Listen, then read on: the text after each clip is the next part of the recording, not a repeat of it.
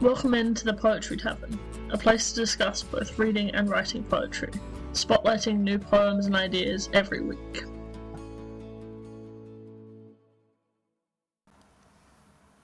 Welcome back into another episode of Poetry Tavern. My name's Charlotte, and this week we're going to be talking about sonnets. Any of them? And, also there's a type of sonnet named after him, the stanza breakdown of 4-4-4-2. So it's like he's got the market on them cornered in a lot of people's brains. But I think there's so many more interesting sonnets that are out there. And I knew that sonnets weren't just limited to Shakespeare, and I'd read other good sonnets, but I was going into researching for this episode wondering, are there any good, contemporary sonnets? So I sort of wanted to look into that a little bit, and I used this as sort of an opportunity to do so. If we look at the definition of a sonnet from the Poetry Foundation's website, it has 3 basic requirements. It's 14 lines, it uses iambic pentameter, and it has a rhyme scheme. Obviously there's the Shakespearean one, which is each stanza having its sort of own contained rhyme scheme. Or there's the Petrarchan sonnets, where the first 2 stanzas have their own rhyme scheme, and then the third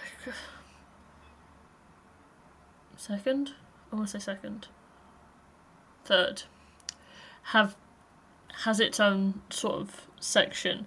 Petrarchan is the kind that's broken up into 8 lines and 6, rather than the Shakespearean 3 lots of 4 and then 2. I know I've been saying stanza, but it's not always necessarily a stanza, it's just sort of about how it breaks up in the poem. Is from Christina Rossetti, and it's called Remember. Remember me when I am gone away, gone far away into the silent land, when you can no more hold me by the hand, nor I half turn to go yet turning stay. Remember me when no more day by day you tell me of our future that you planned. Only remember me, you understand. It will be late to counsel then or pray. Yet if you should forget me for a while, and afterwards remember, do not grieve.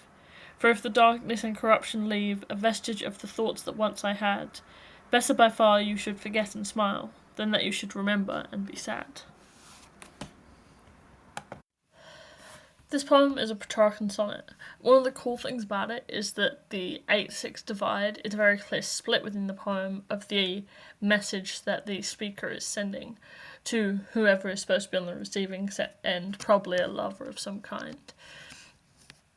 The first half of the poem, the first 8 lines, talks about being remembered and wanting to be remembered, for that lover to hold on to the feelings that they had and to grieve, while the second half, the last 6 lines, it was not technically half, talks about moving on, like forgetting if that's what it takes to be happy again, and to sort of move into a state of not being weighed down by the grief and being able to be happy and move on into the future, which is really interesting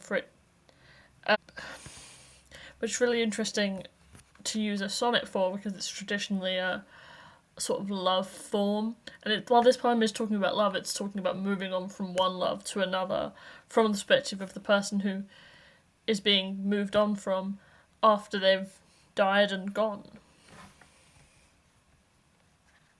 The poem clearly loves whoever it's addressed to, because they're saying that they would prioritise their happiness over being remembered in a way.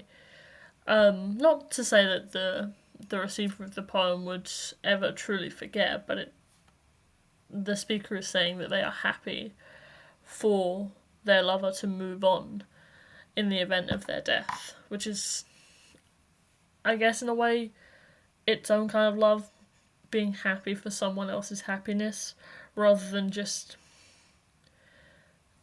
wanting their love to remain with the speaker, I guess. It's interesting, either way. The next poem I want to share is a lot more modern than Christina Rossetti's. Well, the last poem I shared was written in the Victorian period and was part of the pre-Raphaelite movement. This one was from 2012, which is a lot more recent than a lot of sonnets that are really famous and really well known. It's called Love Song for Love Songs by Rafael Campo. A golden age of love songs and we still can't get it right. Does your kiss really taste like buttercream? To me the moon's bright face was neither like a pizza pie nor full. The big wine began, but my eyelid twitched. No more I love yous, someone else assured us, pouring out her heart in love, of course. What bothers me the most is that high-pitched, undone whine of why am I so alone? Such rueful misery is closer to the truth, but once you turn the lamp down low, you must admit that he is still the one, and baby, baby, he makes you so dumb, you sing in the shower at the top of your lungs. This poem's really fun for a couple of reasons. Firstly, it's a sonnet, which is a traditional love form, talking about modern love songs.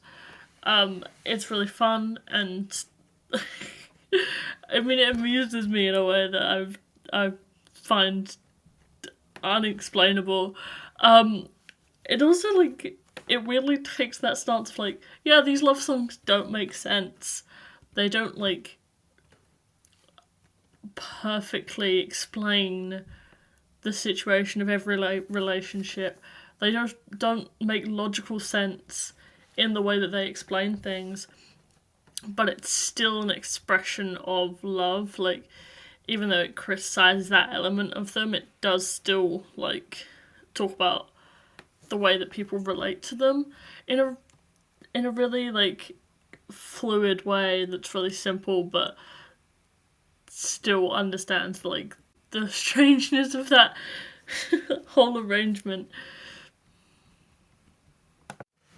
It's also really interesting that it uses the sonnet, which is an old expression of love, to talk about a newer expression of love. I mean, the sonnet was a really heavily used, structure for poems about love. Like, probably the primary one, as far as I can think off the top of my head. And there are a lot of modern day pop songs about romantic relationships, and you don't get as many poems in the mainstream anymore about love. You get a song instead. So it's really interesting to use one form from the past, as it were, although, it never really died because people still use it to this day, as is clear by this poem, talk about basically its modern day equivalent. It's really amusing to me, and in a way I don't think I can explain other than that it's fun and interesting, and it makes this really interesting play on, trends and time, and I mean, in and of itself, criticizing the pop songs, but also being like, well, we still sing them and we still enjoy them and we still feel the things that are in the poems enough, the songs enough to feel them in our heart. It's really fun. I just like it. It's good. So that's the end. Thank you all for listening. I think it was really fun for me personally to look at more modern sonnets, and I just picked out one, talked about it and read it. That's not to say I didn't find some other ones that were really fun, really amusing. It's often hard to see beyond what is the most well-known or the most popular unless you sort of dedicate a bit of time to looking beyond the trees. No, that's the wrong way to say it. Looking beyond the forest to see the trees. But I had a good time. I mean, I found some really fun ones. Obviously, I only talked about one in this episode, but there is some really great modern sonnets, like contemporary sonnets out there. So if anyone enjoyed the one that I read, there's a bunch more. You just gotta look for them. But yeah, thank you all for listening. I hope you enjoyed. I hope you'll be out next time. That's it. thank you for listening again. Next time on Poetry Tavern, we're going to be talking about acrostic poems.